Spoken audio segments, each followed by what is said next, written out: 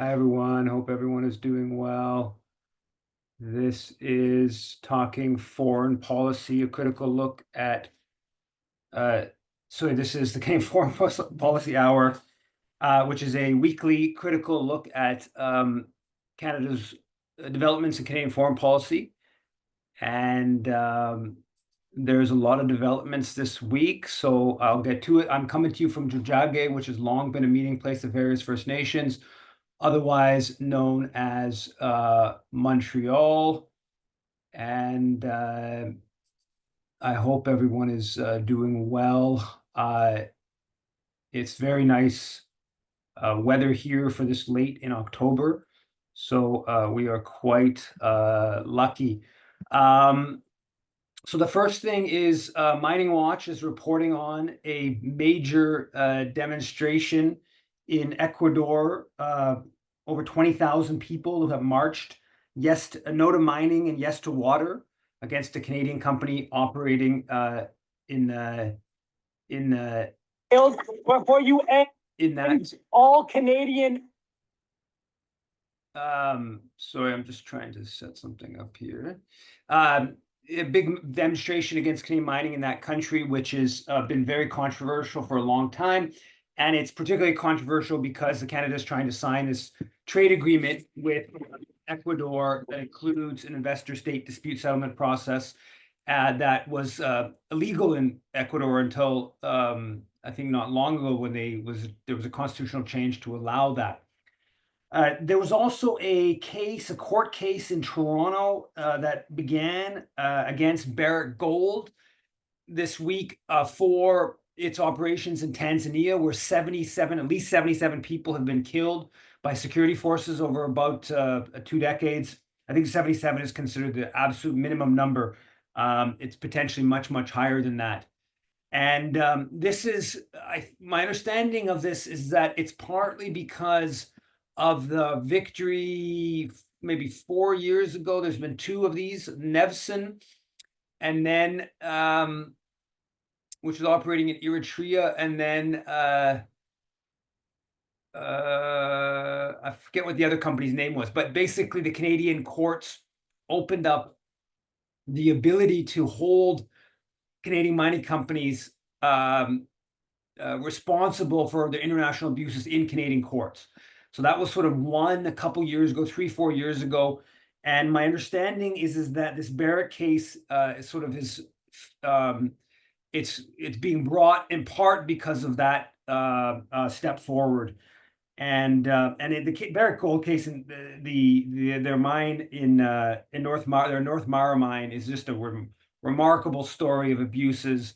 I've talked about this before. Also, Canadian officials going to bat for the company, even when there was huge controversy over billions of dollars in unpaid royalties, taxes, and the Trudeau government's first ambassador or high commissioner to Tanzania back in 2017, I believe it was, just went right to bat for Barrick Gold in this very controversial circumstances. So we'll see where that this court case goes. CBC published a story this week about a former Canadian Special Forces officer who basically alleges he was blacklisted and pushed out of the military because he raised a number of abuses to the command structure of other special forces in Afghanistan. Some killings, I believe, was what was in the story. Killings of unarmed Afghan people. And so, yeah, he was basically pushed out, even though he kind of followed what's supposed to be the proper chain of command. And there's a lot of these stories that have come out, of course, about Afghanistan and the abuses by Canadian soldiers. And I think this is just one more. Special Forces, or JTF2, of course, is hyper secretive, right? So it's very difficult to find out much about what they do. Puglisi in the Ottawa Citizen had a piece titled "Feds Won't Commit to Cutting Names of Alleged Nazi Collaborators from Victims of Communist Memorial." So a bit more than half of the 530, 540, I forget the number, it's like 330 of the names, I believe, almost 2/3, basically were shown to have, according to an internal assessment, had like there are Nazi former SS people, and I'm not sure it was all former SS, but different sort of Nazi affiliation. And so, but the government's not willing to commit to actually ensuring those individuals aren't on this highly controversial memorial that's become, of course, much. You got a whole new round of controversy after the Hunka Gate in Parliament, the standing ovation for the former SS soldier. On NATO and Ukraine, Canada announced $65 million in small arms, ammunition, and protective gear, I think on Friday. And the CBC story about this is the number is much higher than I would have thought. They say Canada has committed more than 19.5 billion in support to Ukraine since Russia's full-scale invasion in February 2022. I would have thought the number was something closer towards 10 billion, but they're claiming it's 19.5 billion. I don't know if this is an error or if they are maybe there's loans via the IMF. That would be the IMF. I know IMF did a package, so Canada would have probably covered a chunk of that. I don't know if that may be the explanation for why that number is that big, but that's a pretty big number, up to claiming $20 billion. My understanding is about $4.5 billion in weaponry. Well, maybe then in the 19, because it was always substantially less than half that was weaponry. So that is actually yeah, it's possible that that 19.5 billion is actually correct. A lot of that would be loans, but of course those loans, I think everyone kind of understands, are probably not going to be paid back. There was a story about NATO countries agree to strengthening satellite coverage in Arctic. And this seems to be just one more step to sort of NATO-ifying the Arctic. The last couple of years, Russia's been kicked out of that council, the Arctic Council. Canada's begun pushing an initiative to sort of militarize the other Arctic nations in an alliance, kind of an anti-Russia alliance. I think this is just another sort of step in that pathway. On a more positive note, there's a parliamentary petition that was just instigated, calling on Canada to sign the treaty on the prohibition of nuclear weapons. And I believe they're saying it's now 70 countries have ratified. 93, I think, signed, and 70 ratified, I think is what the petition says. So anyways, if people see that, maybe someone can share that in the chat. It's Wilf, that's I think the initiator of that petition. In this week, there was a whole bunch of stories about Chinese military exercises that were very threatening towards Taiwan. And there were stories everywhere. I mean, I think most of the major papers, New York Times, Wall Street Journal, Globe, others, they almost all had one or more stories on this and how sort of threatening this was. And I think it was the New York Times story that had one line in it that kind of buried in it that said, so it was all kind of framed as this is more Chinese belligerence towards Taiwan. And then it was one line that said, some people say China's aggressive exercise is a response to the upcoming, and then list 4 or 5 countries that were participating in this exercise Sama 2024 in the South China Sea. And so, I mean, I didn't know anything about this exercise really. And then I punched in, Canada is part of this exercise. And it is a big exercise. And so, you know, this puts the Chinese, what China's doing into some, I think, bigger context. I do believe that China is instigating exercises military exercises to invade, to prepare for operations in Taiwan, and one of the aims of that is to, as one of the stories pointed out, to, as you do more and more of these exercises, you make it very difficult, and as the exercises are bigger and bigger, you make it difficult for the other country's military to know when it's an actual exercise or when it's an actual invasion, right? Like as you get closer in an exercise to an possible invasion, you can sort of shift to that, and I assume that's part of what the military planners in the Chinese military are doing.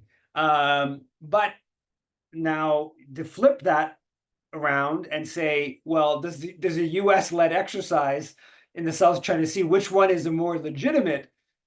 Maybe I don't like either of them. I think that both countries should be, cutting military spending and going in a different direction. But which one's a more legitimate affair? The U.S. crossing halfway across the world, and Canada, for that matter, joining halfway across the world. I think it was French, British, Australian. Maybe there was Filipino forces part of this. So that's always a question. There was also a story, a release from, I think it was from Global Affairs, Canadian government release, that said that basically Canada is part of this multilateral sanctions monitoring team that's to implement Security Council resolutions on North Korea. And this is kind of interesting, because what seems to have happened is the Russians have stopped going along with the maybe China as well, but I think particularly Moscow has stopped going along with this sort of Security Council sanctions and the sort of targeting of North Korea. And of course, there's increasing relations, weapon sales from North Korea to Russia, which has become, helpful for the Russians in the context of the war in Ukraine. And so Canada was previously part of this. How they were framing their, what was really mostly about China, I think, operations, the naval strategy, was that they were enforcing the UN Security Council sanctions regime on North Korea. But what was never stated, and this is in a bunch of stories, Canadian press stories about Canadian naval vessels in the region, but there was no UN mission, right? There were UN sanctions on North Korea, but the UN never created a mission to enforce those sanctions. And so I guess what Russia's done recently, or maybe Russia and China, the Security Council, what's happened is that this team that was monitoring, that there was the UN Security Council had okayed this team to monitor the sanctions and the issue, that's been kibosh. It hasn't been okayed by the Security Council again. And again, I think it's because of Russia not participating anymore in the anti-North Korea kind of policies. And so what Canada and a handful of other countries have done is they have created this sort of ad hoc coalition to monitor these sanctions. And again, this doesn't have Security Council okay, and it's in some sense it's an actual kind of like bypassing of the Security Council, which just didn't renew the mandate of its own monitoring task force. And I don't think, I'm not sure about this. I think there is part of this is a target North Korea element to it. But I think it's from the Canadian government perspective, it's as much of a target China kind of initiative as it is a North Korea thing. And the North Korea sanctions are partly just a sort of justification for Canadian military presence in the region. On something that I brought up a couple times in previous sessions that I hadn't been able to sort of confirm, and I just came across it on Twitter, was this whole the Han Dong nomination, Liberal nomination race. And I made the point that I saw someone on Twitter, and I then found the person, this right wing of Chinese background, partly of Chinese background at least, Canadian right wing. She's like, I think she's McDonald Laurier Institute World, whatever. She had said a year and a half ago or something like that the person that Han Dong ran against in the Liberal nomination race had basically the same kind of like not hostile to China outlook as he did, which then sort of says, well, why would the Chinese government put in resources to get Han Dong in that position if it didn't matter between the two candidates, right? And so I came across in this person who is framing. So apparently Han Dong, this nomination, won it only by 14 votes. Okay, so it was very close. And the woman's name, who I hadn't been able to find, but I didn't do a deep dive, but I looked around a bit. Julie Bang Gu Jian is the person he defeated, who had previously run for the Liberals, and then the I think the riding got like amalgamated or something like that, or got redrawn or whatever. And so this is I think a very heavily Chinese Canadian riding, and I think it's unlike like where I grew up on the east side of Vancouver, which is like an old, there's a big Chinese community, but a lot of it's quite, been there for 100 years, kind of whatever. It's mostly a new Chinese, which I think is quite important and not Hong Kong, of course. In Vancouver, more people in Hong Kong. So the people who are sort of newer Chinese immigrants don't tend to be as hostile to China. I think because of one, they see the successes that China's had in recent years, and they haven't been absorbed into the Canadian media, education system and its anti-China kind of look. So this riding in Toronto is heavily Chinese, and I think recent Chinese, mainland Chinese kind of community, and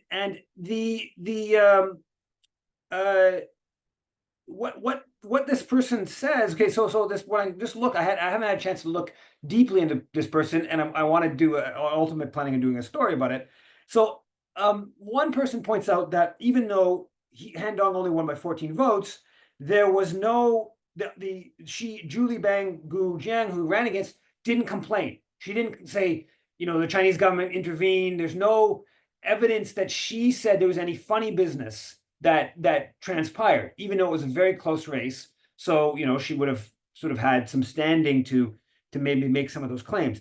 Now, the thing that I found really funny in researching this, and again, the Han Dong busing has become like the busing, allegedly the Chinese consulate busing international students, Chinese internationals to go and vote.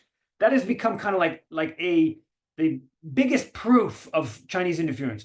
It was even on the front page of the New York Times as a global example of Chinese interference. Okay, so but this woman who Han Dong ran against, she actually, in one of her things for her earlier running, she says, since her official announcement on December 7, 2013, Ms. Jiang has received widespread support within the Chinese community. Among the esteemed guests who were present at the official announcement were Honorable Michael Chan. Okay, Michael Chan. Michael Chan, of course, is the 54 days. We talked about this last week. He's the 54 days warrant that CSIS wanted, this warrant against Michael Chan.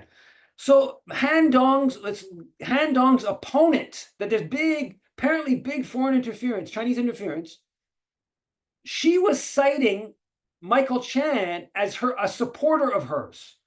I don't know if Michael Chan was a supporter of hers or of Han Dong. I don't know. But the point being here is that makes it pretty clear to me that, yes, exactly what was stated. And the reason why no media has ever bothered investigating this matter, because it's an obvious thing. If you say, well, Chinese interfered in an election, a riding association election in favor of Han Dong, the obvious question you have to yourself is, well, what was the opponent? The opponent was like a big Uyghur activist. The opponent was a big Hong Kong activist. That would be the obvious question you would, if you want to prove your case, that the Chinese government had a self-interest in getting Dong in that position and not the other person.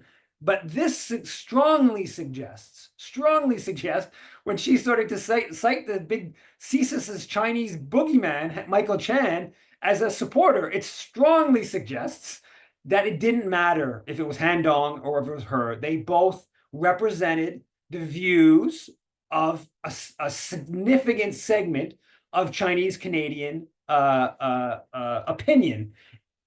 No matter how much the Globe and Mail, the CBC, the National Post don't like that opinion, right? That's part of why that's part of why the conservative lost in Richmond, because the Chinese community didn't vote for him, not because it was all some big Chinese government conspiracy to. I do actually believe the Chinese government probably nudged in its different forms. Obviously, the WeChat, they have their algorithm, whatever. But because essentially the big majority probably of certainly of mainland Chinese Canadians, recent Chinese, don't like this. They don't like the whole China's the biggest boogeyman in the world and the whole foreign interference and the scary, because first they don't agree with it vis-a-vis China, and they know it whips back on them in terms of xenophobia and racism. Anyway, so that's I'm going to try to write about this because I do think this is quite sort of, it's revealing of how propaganda works, in fact, because propaganda is as much what is not investigated. And in this case, it's a really clear example where they talk so much about the Han Dong, they talk so much about the busing Chinese, and then they just absolutely ignore what, don't have to be particularly, I don't know, intelligent or paying attention to know that that's an interesting question of who he ran against and what their opinion was on China. And as far as I know, no one's ever interviewed her, right? Like no one's ever interviewed her. I was thinking of trying to and oh yeah, she was also part of this earthquake fundraiser that happened in earthquake in China, and she was led the group that earthquake. So the little bits I've been able to find about her, it makes very clear that she's somebody who's got close ties to mainland China. Very unlikely, very, very unlikely that she's on board for this sort of scaremongering affair. On the foreign interference thing, obviously, the big thing we talked about it briefly last week. I don't really have huge insightful things to say about it. I kind of believe the broad outline of. I basically believe what's the dominant media lens on this. I'm definitely open to be challenged on this or learn more about it. But basically, I believe that the Chinese government or the Indian government, Indian officials, basically knocked off and trying to intimidate Sikh activists. And because they don't like their view of independence movement. Obviously, there's there was a lot of killing. Thousands of people were killed. I don't know enough about what happened in the early 80s to be totally confident about it. I think that the mainstream framing of that in the Globe and stuff probably downplays like how brutal it was, how brutal the Indian government was in killing and repressing the sort of independence movement in the Punjab. But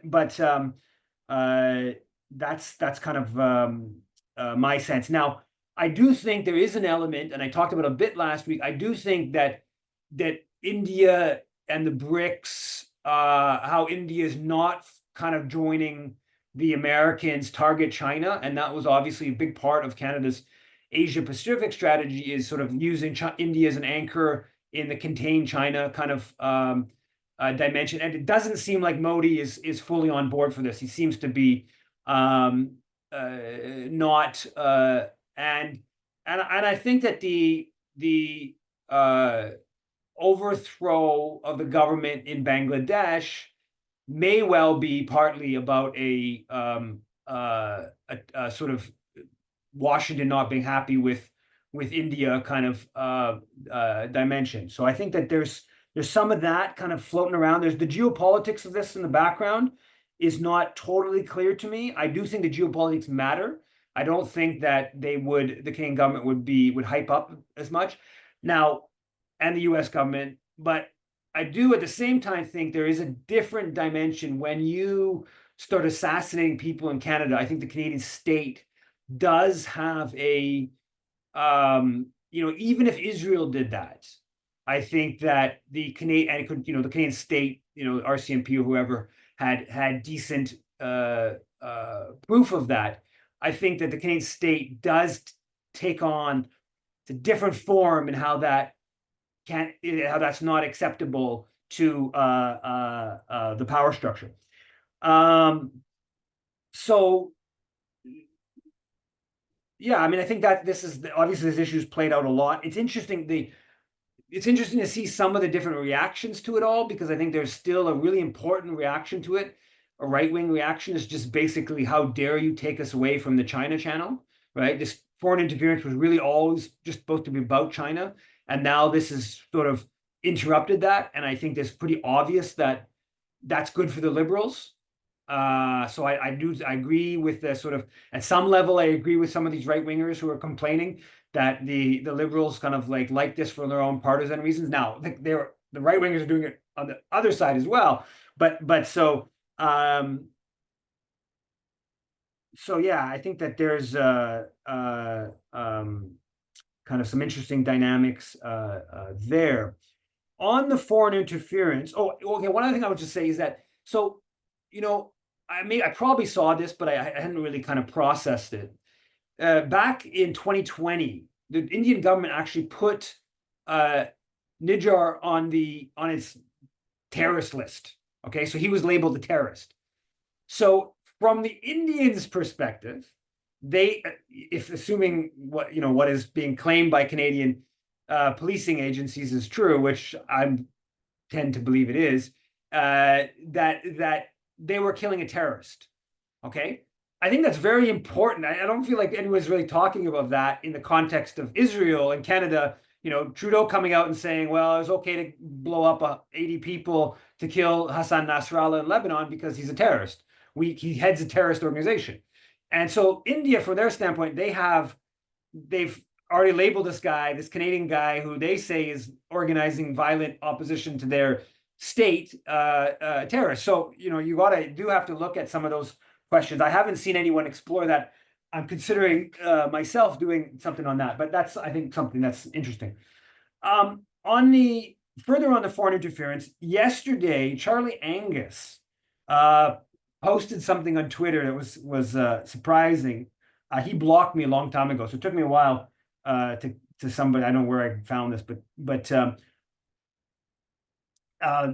he tweeted, when it comes to foreign political interference, nothing matches the Israeli lobby, who are all over Parliament and NDP conventions. No surprise that Israeli media throw their support behind Polyev, who was mired in his own foreign interference scandal. Okay, I actually should pause, and I should have said this before. I don't like all of this level of foreign interference, from Trudeau's claims about Polyev, all of this foreign interference thing. Like, I think it's all a very troubling development, right? I think it distracts us from fundamental things, including US, and maybe not US. US is kind of in its own right, but even Israeli. But the foreign interference question is a whole fraught thing that's mostly a diversion from more important things going on. But leaving that aside, so he's making a pretty strong statement about Israel being the top foreign interference, and they panicked. The Israel lobby types, they went ballistic, right? Melissa Lantzman called him, I don't think I wrote the exact quote down, but anti-Semitic clown. It was even stronger now. It was really intense comment. Now he deleted his tweet, but then he sort of like retweets people talking, like praising his tweet.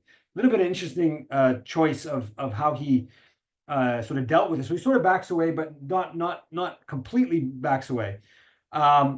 I think it's a very good thing. It's clearly soft underbelly of the Zionist lobby that they are foreign interference. Now there's lots of ways that, like, this is an interesting question to delve into it fully, about how they are foreign interference and how they aren't exactly in foreign interference, and how it all kind of comes together in different forms. There was just this week, there was the Israeli ministry, this is I think a National Post headline, Israeli ministry releases detailed report on Canadian anti-Semitism. And they basically charge some Canadian left-wingers with being anti-Semites, and it's the big problems in Canada. That if China did that, that would clearly be viewed as a form of foreign interference. A ministry of the Chinese government releasing a report about internal affairs of Canada. So that just, and we got other examples of that. We, of course, that Haaretz stuff a few months ago of that couple $1 million that the ministry was spending on basically stoking Islamophobia in Canada and the US on social media. But then if you just start going into it, like the whole birthright, right? Birthright that brings Canadian and other Jews from around the world to Israel, it's the Israeli government that funds a big chunk of that, right? The one that's in some ways, I think some people see it as a little bit abstract, but it's maybe the most incredible example is the federations, right? All the Jewish federations in Canada are explicitly linked to the Jewish Agency for Israel, which is basically what the state, pre-1948, that's what becomes the state. And now the Jewish Agency still operates as a sort of parastatal. It's essentially part of the Israeli government. And the Jewish federations have a formal link to that. The Jewish federations, of course, are and they have all kinds of other ties to Israel, of course. But they are the sponsor of CIJA, that's their advocacy agent. CIJA is their advocacy agent. And the Jewish federations fund a whole bunch of the other Israel lobby organizations in the country. And you can just go into just, there's many ways in which what Angus is saying is true, and how to, even those forces that in a sense are complete the domestic forces lobbying for Israel, that how do you define that as foreign interference? There's some interesting questions there but yeah, anyway, so I'm curious to see where this goes with Angus, if they try to keep hyping this, or if he's willing to keep pushing on this. This week, Melanie Joly and International Development Minister Hussein put out a statement for the first time where they used the words condemn with regards to Israeli military actions, civilian infrastructure in northern Gaza, as well as its attacks on the United Nations interim force in Lebanon, positions along the Blue Line. These are unacceptable and must immediately stop. That paragraph's a pretty good paragraph. I mean, this is just rhetoric. We're not at the more policy level, but at rhetoric level, it's a pretty good step forward. If you read the rest of the statement, it gets pretty bad. But that paragraph's a step forward. And but it's a year. I mean, it's a year into this. This week, I had the opportunity. I'm going to see if I can do this. I had the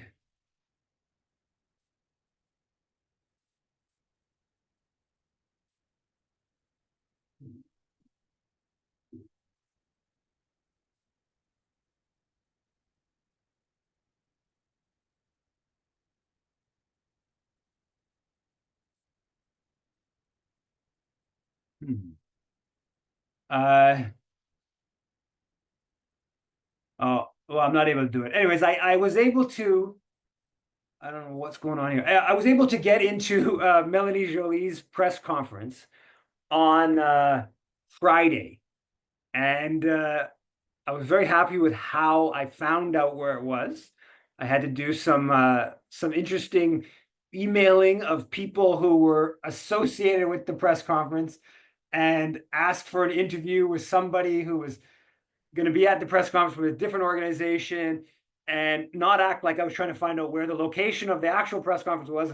I was just trying to find out about the interviewing this other person. And then when they got back to me, then I acted like I didn't necessarily want to go to the press conference, but if it was close to downtown, I maybe go to interview the person in person rather than by phone. And then the person provided me the information of where the press conference was. And then I was able to keep my toucan and amidst the sort of chaos out front, get into the press conference room, be there for about 20-25 minutes. And none of this, all these police that recognize it, I recognize that recognize me, all these flags for, and there was the mayor of Montreal, there was a minister from the Quebec government, and there was Joly. So there's people from all these different levels of policing and their flags that maybe not the minister from the Quebec government, but the others all know who I am and recognize me. But I would still be able to stay in there for 25 minutes. And then just as it was all about to get going, the mayor of Montreal sees me. She recognized me and goes and tells her flack. And then I see the whole chain go around. And I unfortunately made a mistake where I should, when Melanie Joly gets in late, and I had a really brief window. She was looking, I was like two seats away from her. She was looking in my direction. I should have started my questioning, but I got a bit lackadaisical, if you like, because I thought I was going to get her to get right on the stage and be able to have, anyways, a better questioning. But by that point, the police started coming at me, and I had to just ask the question with the back of her head to me. And I basically asked her like what it would take, how many Palestinian children have to be killed before Canada would stop providing arms, intelligence support, charity support for the Israeli military. And then I asked about listing the Israeli listing the Israeli military as a terrorist organization. And then, as of course, as I was being pulled out by the police, I said she was supporting a Holocaust in Gaza. The Journal de Montréal actually printed that in their story, which was on the top of their website for a while. They said they referred to it as the Holocaust in Gaza. They quoted me saying that, which I thought was a good, that's a positive step forward to get that into a big corporate outlet. Unfortunately, they framed the whole thing as a security breach rather than asking the question. Melanie Joly, according to the Journal de TVA, Journal de Montréal, basically the same agency, Melanie Joly responded by saying I was engaged in Russian propaganda. And they don't show a clip of her saying that. They just say that she said that. But they show a clip of her calling on the media not to cover, not to cover the questioning, because this, that's the point, is to take attention away from this good social housing announcement that they were making. That's my aim, was to bury the social housing announcement and focus on the Holocaust in Gaza.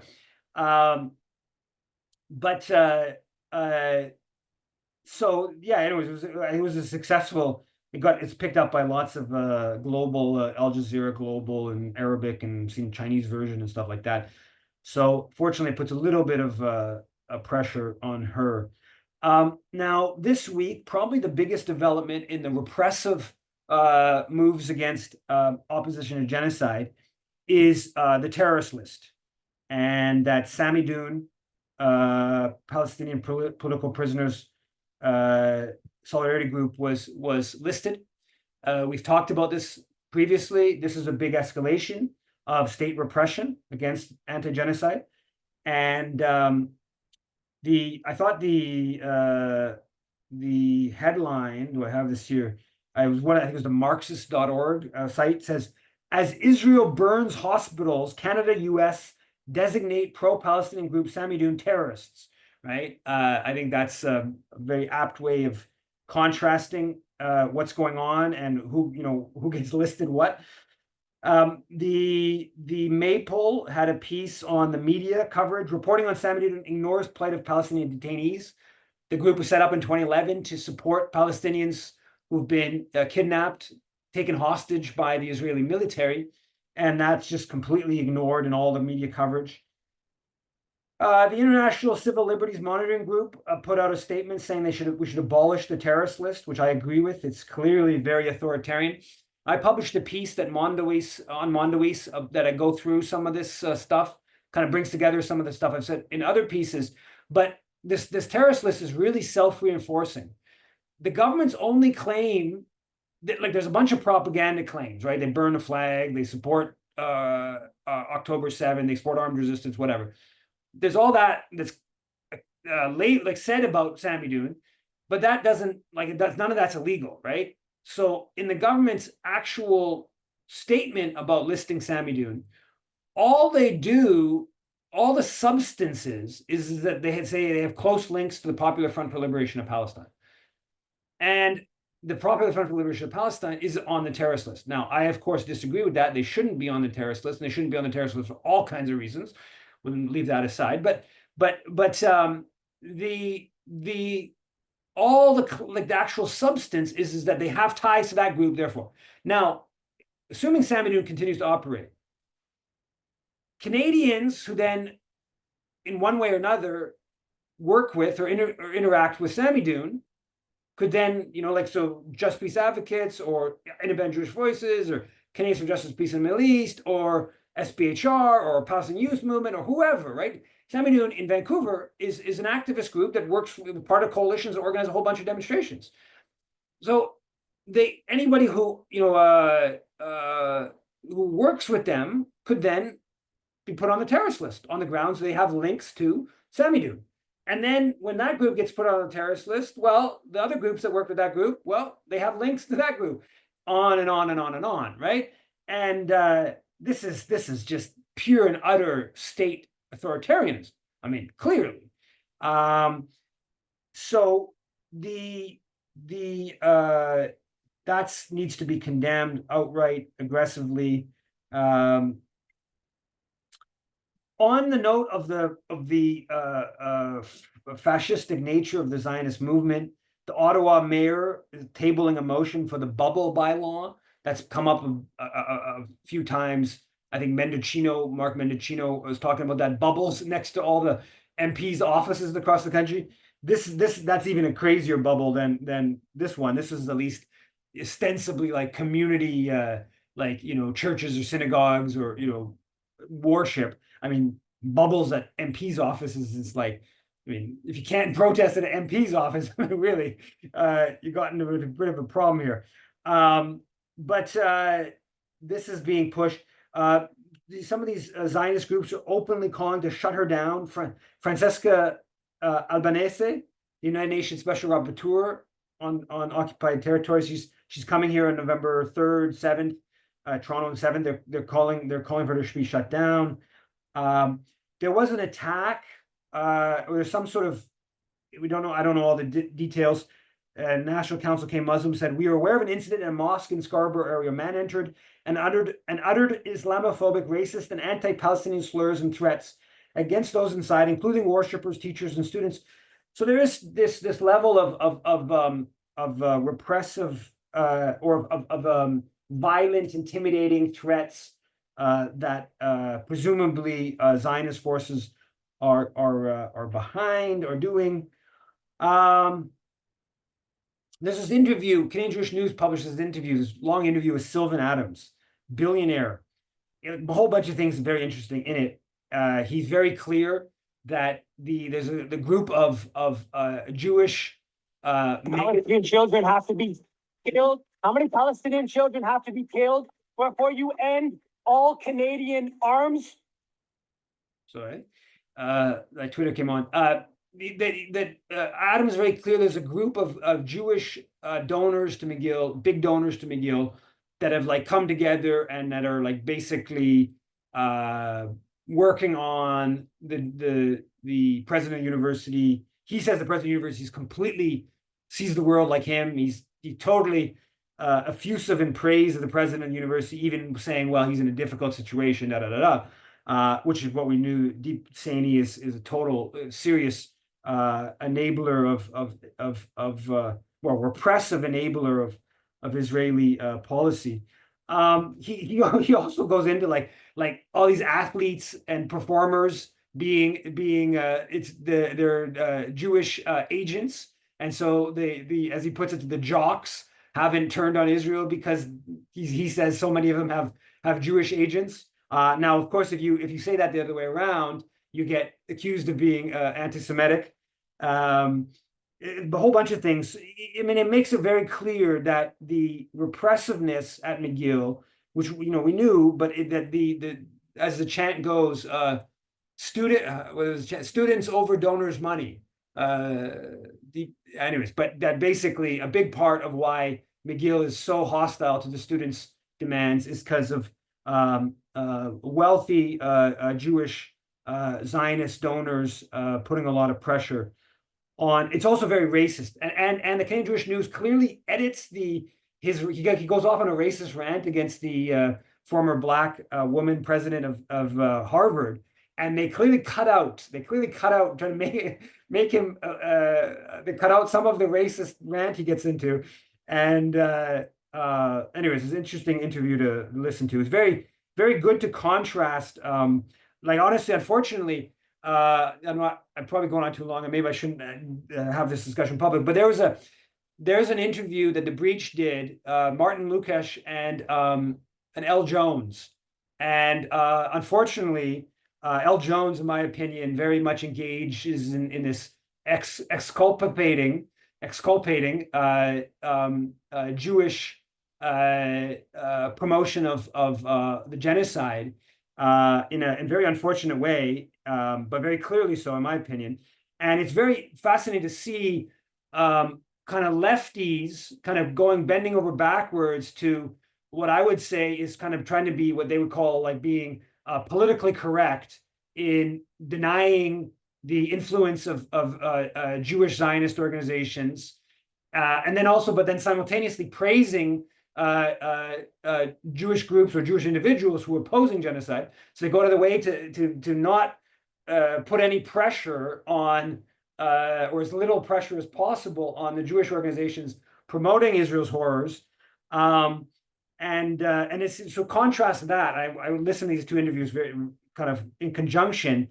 Contrast that with Sylvan Adams, who's just clearly oozing Jewish supremacist, who is very open about like Jewish pro-Israel lobbying, having all this influence at McGill, influence in the entertainment world, in the sports world, whatever. It's very interesting to contrast that. This week on Friday, Le Devoir had a front page piece called Quand quitter Gaza pour le Canada est mission presque impossible. So basically, when leaving Gaza is almost impossible to get to Canada. And in this story, they say that there's 5,000, that of the 5,000 temporary visa that were given for residents of Gaza, announced by the Canadian government, I think like 9 months ago, the first batch at least, only 334 have come to Canada. Okay, only 334 have come into the country. And in this story, they say that they contrast this with Ukraine, okay, which is of course very important to contrast, very worthwhile to contrast. But I think it's a big mistake. I think the contrast, and I'm actually stunned that no one's done this, and I'm writing a piece about this. The contrast is with Israel. How many Israelis have come to Canada? So the Canadian government opens this 3-year work permit and student visa for Israelis. So they get to have a 3-year permit. Any Israeli, there's some conditions. If you have to have some connection to Canada, you have to have somebody, some family or something. There's some condition. I don't know the exact numbers, but as of May or June article, they said there was many thousands of Israelis that had come to Canada on this. Okay. So 334 Palestinians from Gaza, many thousands from Israel, probably more than that.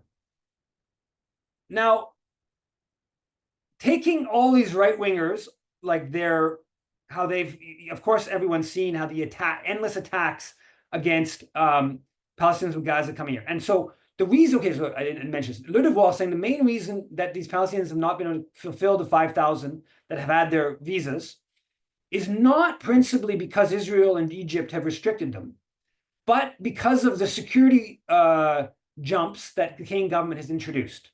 Okay, so they've brought in so many different security requirements that it's quasi impossible for these people in Gaza to fulfill them, even though they've had the okayed for the visa, but they can't fulfill all these security requirements.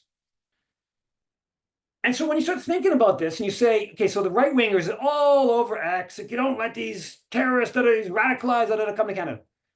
Well, who are the radicalized? Right? What society is against world opinion? What society is against international law? It's Israel. And so we're mass importing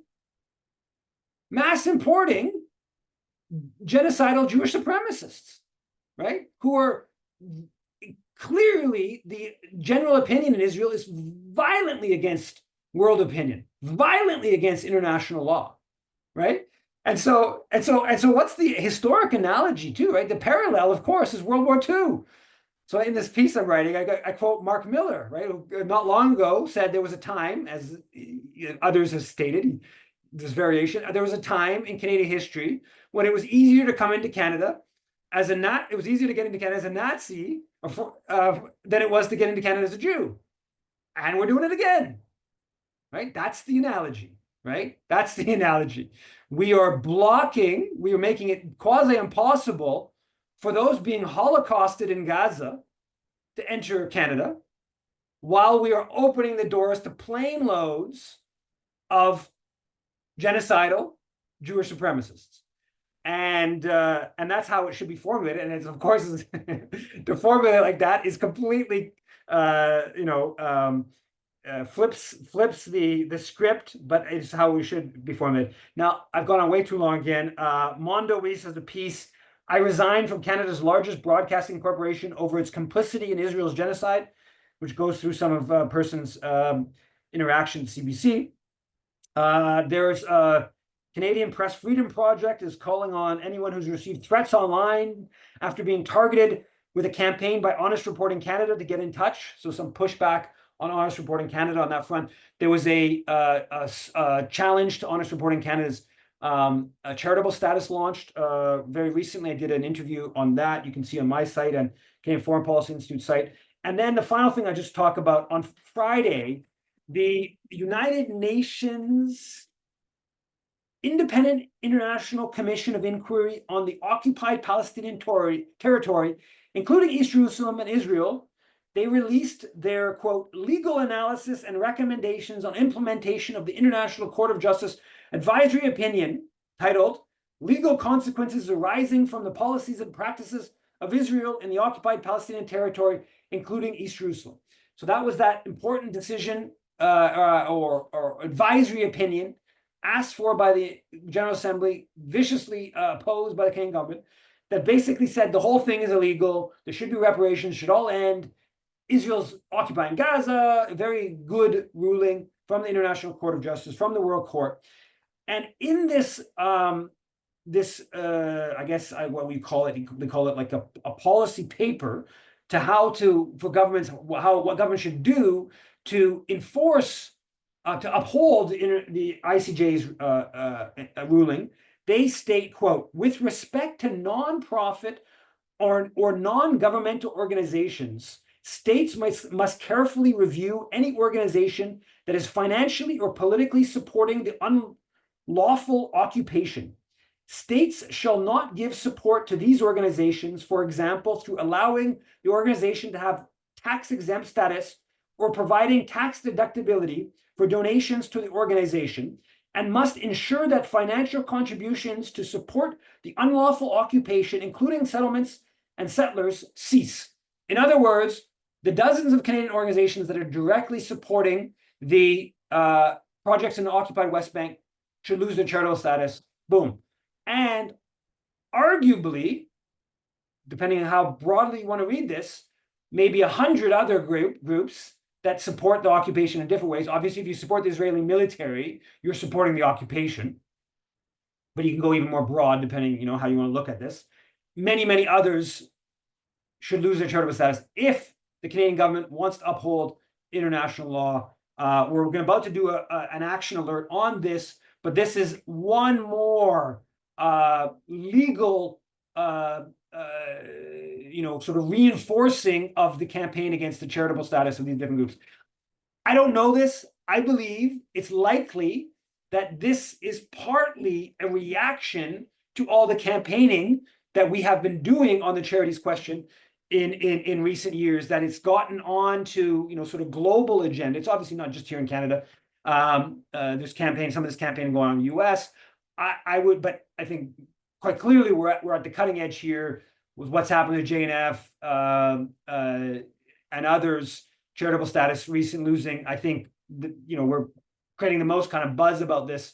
Anyways, I think there's a pretty good chance that activism, went international, and now international is going to help us bring it back, and a further pressure point on the CRA to take this issue that they should have obviously been taking seriously, more seriously. Again, I went on too long. Sorry. I'll go ahead with comments and questions, and I'll make Laura the co-host in a second here.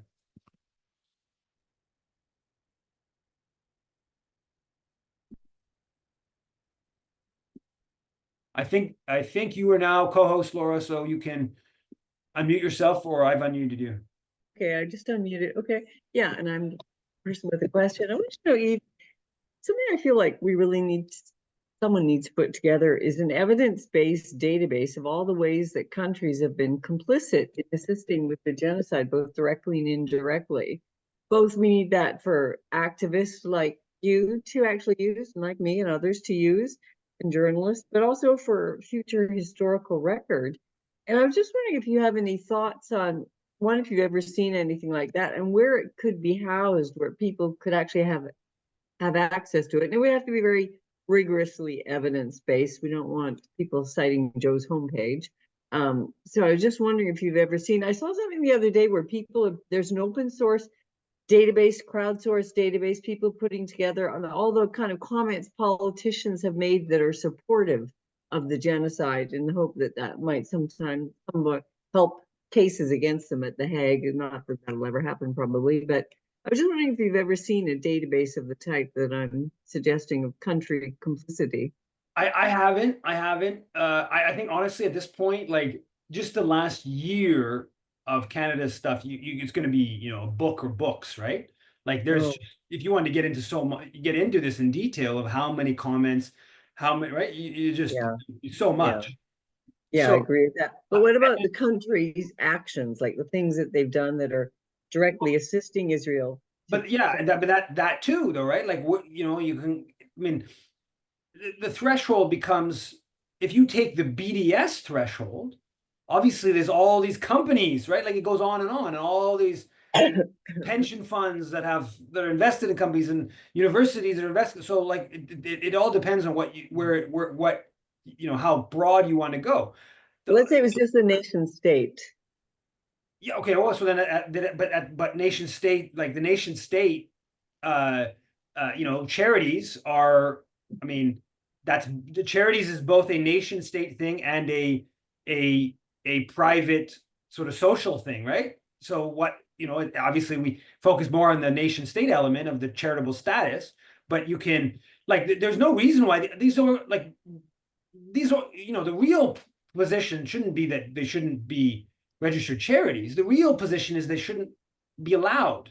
We weren't allowed to send all this money to South Africa. I mean, that's the point of boycott.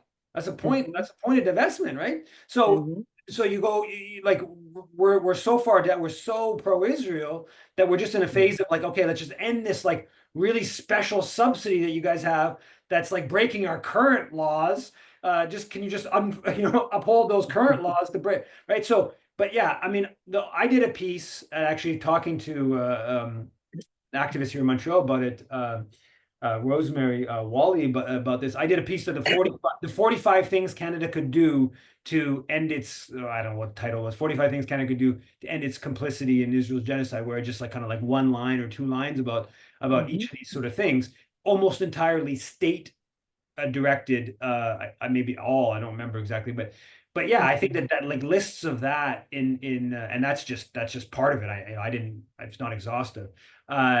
Things like that for every country is probably good. I think that having those lists easily available Mhm. for people is kind of important, and especially when you have some like rhetorical shifts, right? When you have the minister finally a year into it, use the word condemn.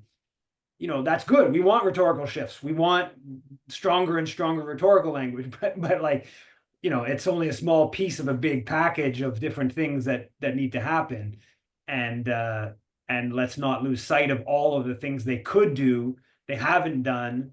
Uh, you know, uh, Yeah, I mean, I'm sorry, and I don't want to monopolize it because we've got Yuri waiting with the question, but I was just saying, if I see one more clip of Erdogan or someone like the King of Jordan coming up with their empathy for the Palestinians and their strong statements, then behind the scenes they're doing all these things that facilitate economic relations with Israel. Apparently, most of the fruits and vegetables are coming through Turkey, not to mention the oil. And so I was just saying we need to really, but it has to be strongly evidence-based, and that's the part that's a little bit tricky. But I was just wondering where something like that could be housed, that well, people the could access obvious it. no, that is an interesting. I actually think that would be if you could do maybe not every country in the world, but if you could do like a solid 50 and maybe 100. And the point, I think that, I mean, the BDS movement, if it's this is exactly what it should be doing, I think. Like each place is different in where we are politically, where we are in complicity, where we are in, like in the case of the US, I mean, it's literally like, okay, can you just uphold that? I don't know what the law is called, but they have a law that says if a country is involved in mass killing, you're not allowed to send them weapons, right? And obviously the Israeli U.S. government just ignores its own law and sends tons of weapons. So the 5 or 10 things the U.S. could and should do, stop vetoing UN Security Council resolutions, right? Like the 5 or 10 things the U.S. they're so minimal. Canada's 5 or 10 top things are like not quite as bad as the U.S. but also pretty stunning. Like just uphold your own laws. Like wow, radical stuff, right? But then if you get into Turkey, where it's like okay, right, it's stop the oil, like right, and I think that actually would be a useful exercise for global kind of like kind of consciousness raising and understanding of like um uh yeah, just sort of where we're at, where we're like now, how we it'd be very to try to do that like democratically would be incredibly difficult to pull off. And then Democrat, what do you mean by but like to democratically? have like input from every country, or like try to get Mhm. stuff like right, like so Yeah. you just have like one person could just decide to like define what the top 10 things that should happen in Turkey are. I of course don't know what they are, and I presume we don't know, but we probably have some ideas, right? But that would be quite undemocratic from a Turkish activists probably have their own ideas and this or that, right? So the best way to do it, of course, would be with the sort of local groups in each country kind of I don't know, Yeah. like being responsible for their own, right? But yeah, I think that could be an interesting but to me, it should be the BDS, the global BDS movement that would be sort of, at least be the website that something like this could be housed out of. But you Mhm. probably get into all kinds of like seriously difficult politics of local groups and this and that and stuff. But Yeah. Okay, so now Yuri has a question. Yuri, can you unmute yourself, please? Thanks, Laura. Appreciate that. Well, actually, before Samidoun, that Palestine Solidarity, particularly Palestine prisoners solidarity group, was designated a terrorist organization. They had several branches. They had one in Holland, one in France, and several other places. And I thought that was interesting because, and I actually had reached out to their Spanish branch, hoping that somebody would come on 1+1 to talk about what is Spain's role in the dispossession of Palestinians, or what's Holland's role in the dispossession of Palestinians. So I think the BDS Palestine solidarity groups, I think they should have, whatever chapter they have in the country, have somebody dedicated to exposing what is France's complicity in settler colonialism and historic Palestine. And I think you could do that just about with every country. But I think I think we also should have also an anti-imperialist league, and also look at what all of the countries in the world are doing when it comes to, imperialism and being complicit with pan-European empires and the U.S. and so forth. But Eve, a question I wanted to ask you was, I recently was talking very briefly with Alfred Desaias and Dimitri, and I just had an interview with Dimitri recorded today. And I was wondering if you can tell us how international law actually is on the side of Hezbollah as a political actor, or anyone else that's trying to stop what Israel is doing in Gaza and the occupied territories. And I also wanted to know, do you think that we should be lobbying more Christian communities to stop throwing Palestinian and Lebanese and Syrian Christians under the bus? Because I find that is such a bizarre issue that gets criminally overlooked. The fact that, well, the PLO was secular, but there actually are Palestinian Christians that are being persecuted as Muslim Palestinians, and yet everybody, for some bizarre reason, people keep overlooking that. And why do you think corporate state media in Canada ignores Barrick Gold and mining companies so badly? Given, you would think, I'm a journalist that works at the Globe. I'm a journalist that works at CBC's Fifth Estate.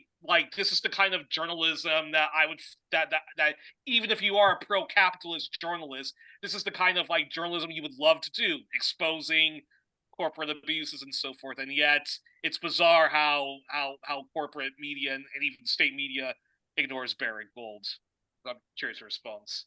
Yeah, I mean, I think that the Barrick thing is, it's a powerful company, and the mining sector's powerful, and there's sort of stay away. They're willing to sometimes. The business section is where you get it, right? Like Jeffrey York, who's the Globe's correspondent in South Africa, he's written probably half dozen pieces about Barrick Gold's killing, maybe more, dozen even, killing in Tanzania.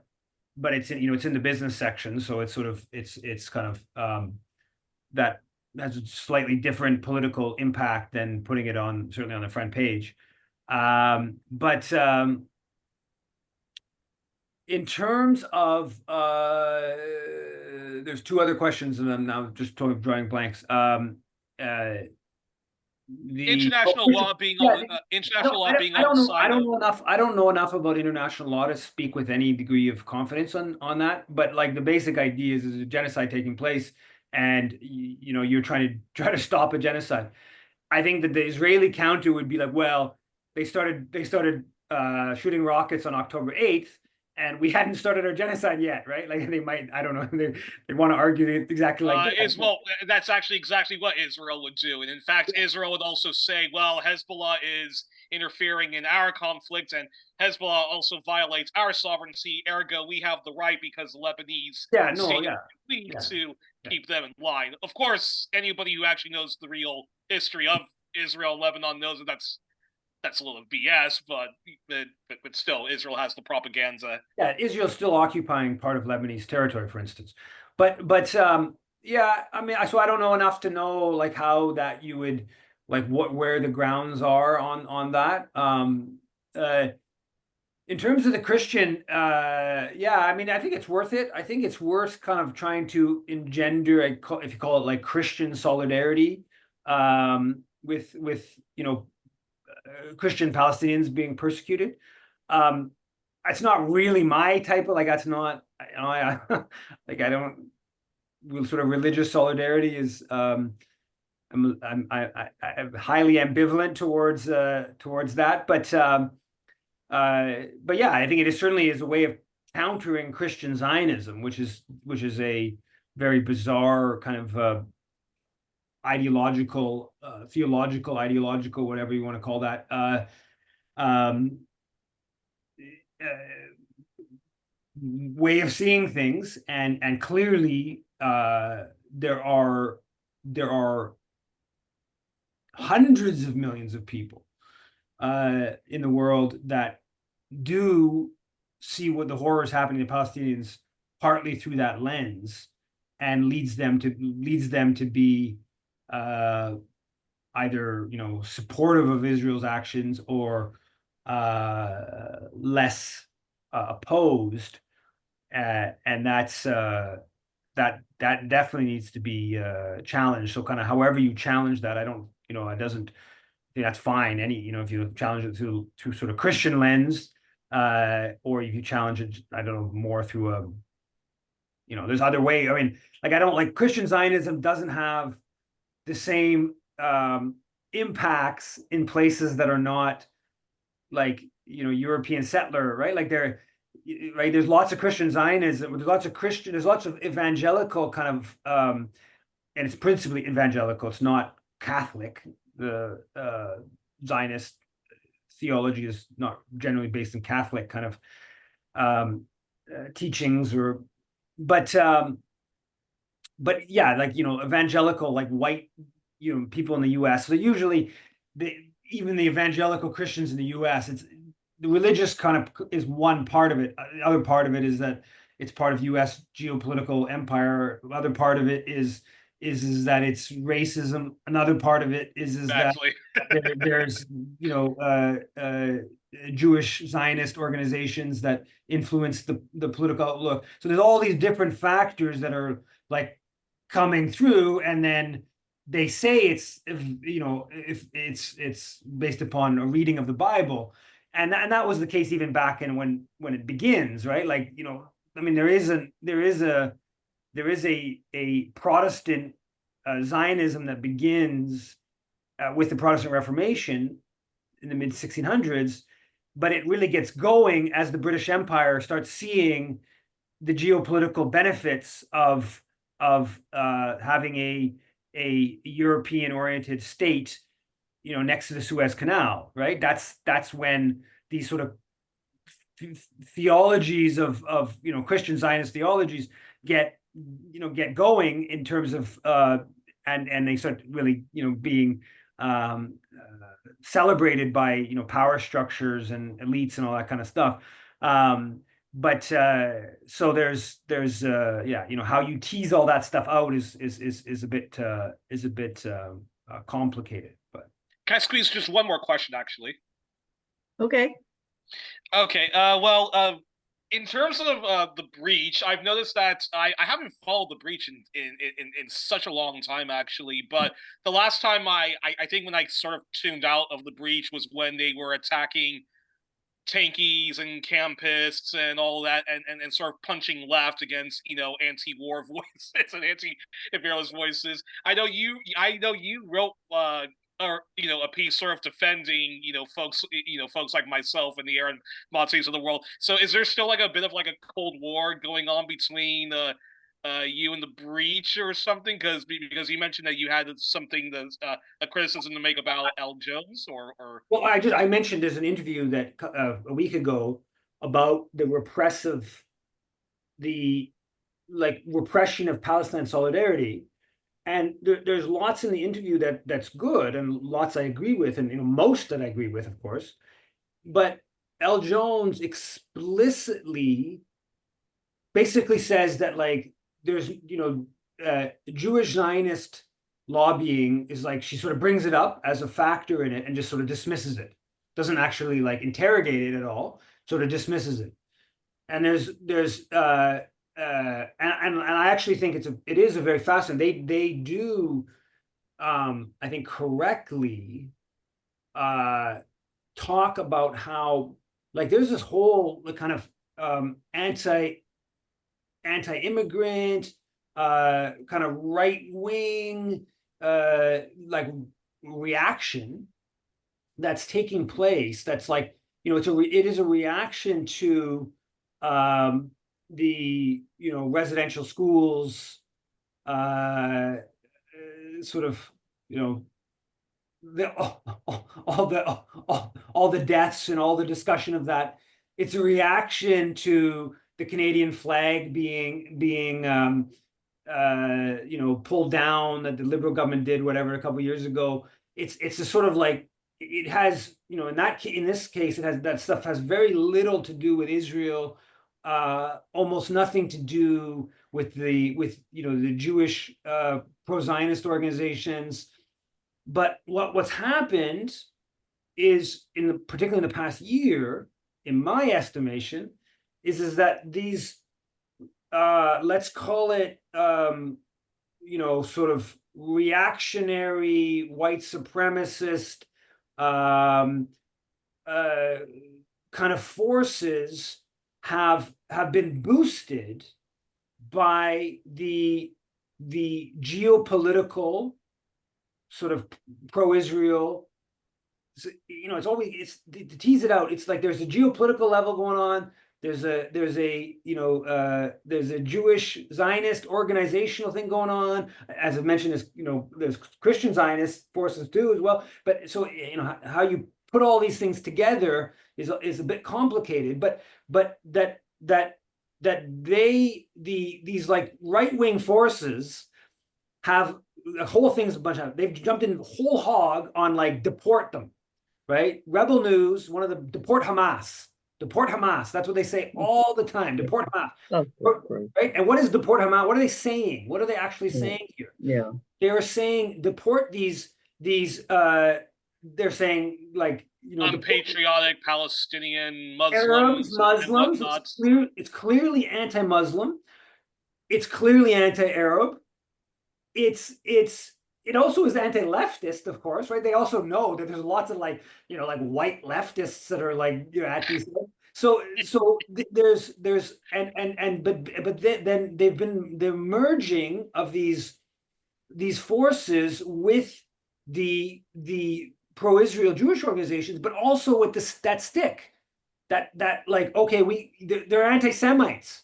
So now all these like right-wing forces are like just loving it. Oh, they're all anti-Semite. They're like, we have this like, I don't know, we'll call it like a progressive stick, if you want to call it that, or whatever you want to call it, that labeling of they're the actual racists. We're not the racists. They're the actual racists. So it's a whole toxic too. But there's parts of this discussion that L. Jones and Martin have are like, I think these are discussions aren't being had, I think, enough.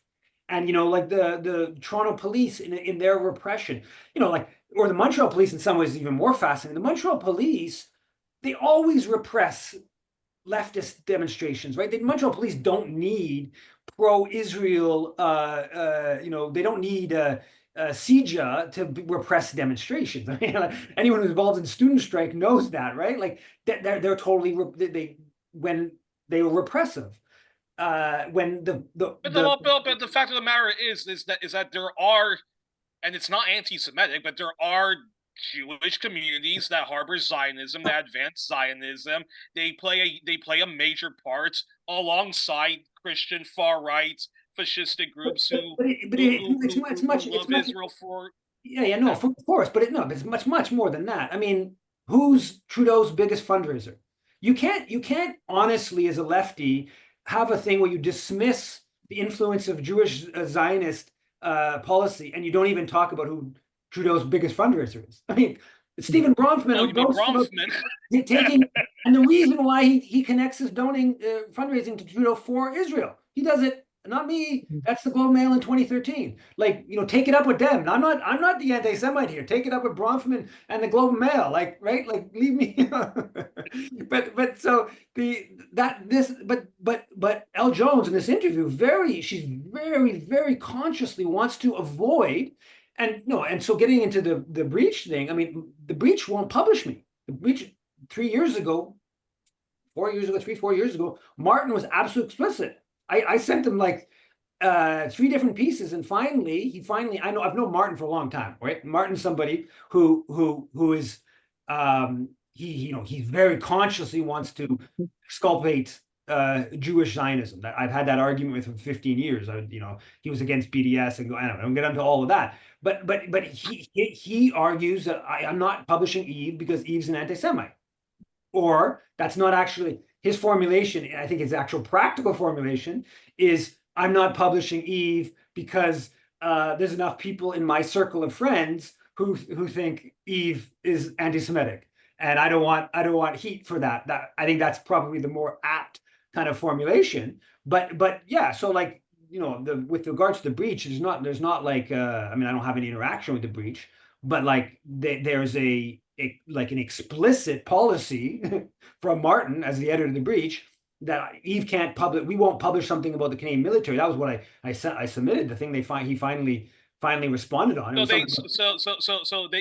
they can platform Noam Chomsky and air his anti-NATO views, but they can't publish yours, and you're the supposedly Noam Chomsky of Canada. They can't publish my criticism of Canada's role in Haiti. They can't publish my criticism of Canada's military. They can't publish my criticism of Canada's role in the coup in Honduras. They can't. Martin was explicit about it. We're not like we had this whole long back and forth. Get into it all. But he had a whole thing about like basically he was sort of saying I could maybe publish this if you make some sort of declaration where like you apologize, or trying to like balance some game. I don't know if he ever believed I would do what he was suggesting. But like I'm gonna state this, like a year into the Holocaust in Gaza, someone as good politically as Elle Jones, listen to the interview. She clearly is going out of her way to basically not put pressure on Jewish Zionist forces promoting this.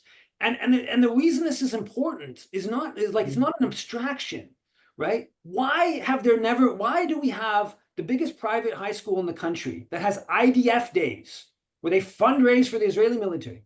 Why has there never been a protest at Tannenbaum Chat? Why? Well, there's lots of reasons why, but I would say the central reason is because people know you would get a backlash. And they're scared of being like called anti-Semitic, putting pressure on Jewish organization that's complicit in whatever. And they want to. And so when someone like Elle Jones perpetuates that type of ideology, the spillover is, okay, well, we don't ever take the campaigns to that other Toronto school where a quarter of the school, the graduates end up in the Israeli military. We don't even talk about that school, right? That no one talks about that school. That like we don't even want to have an article about it because, well, now we're criticizing a Jewish school. That and so then you go at the big picture level. Well, I think it's also overcompensating, saying that because of that stupid old like anti-Semitic stuff that the Jews control the world. I guess that's probably why some people are overcompensating, saying, "Oh no, it's not really Jewish organizations that influence Israel. It's all these other far-right groups." Yeah, of course. But come on, like. Israel is an effing Jewish supremacist state. It's an ethnocracy, and it gets a big amount of support from Jewish communities that harbor Zionism. Just to give it, Martin Lukash was arguing that Israel is not it's based on white supremacy, not Jewish supremacy. Like Martin, what kind of shit is that? I have to leave, so I'll let you guys go at it. But basically, I just want to finish this. I can't immigrate to Israel tomorrow. Right? But he can. It's not based upon, like, is there European settler colonialism? Of course. But it's based upon Jewish supremacy. Come on, obviously. Any Jewish person in the world can become a citizen tomorrow. That's so the desire to kind of like avoid that, it's striking. I mean, I've now been engaging this for, I've seen this play up over and over again now for 15 years, right? None of this is new, right? But the fact that it's still going on a year into this Holocaust is very very troubling. But yeah. Folks, lobby for the breach to publish Eve Engler's work. Anyways, sorry for going off the rant, everyone. Take care. See ya.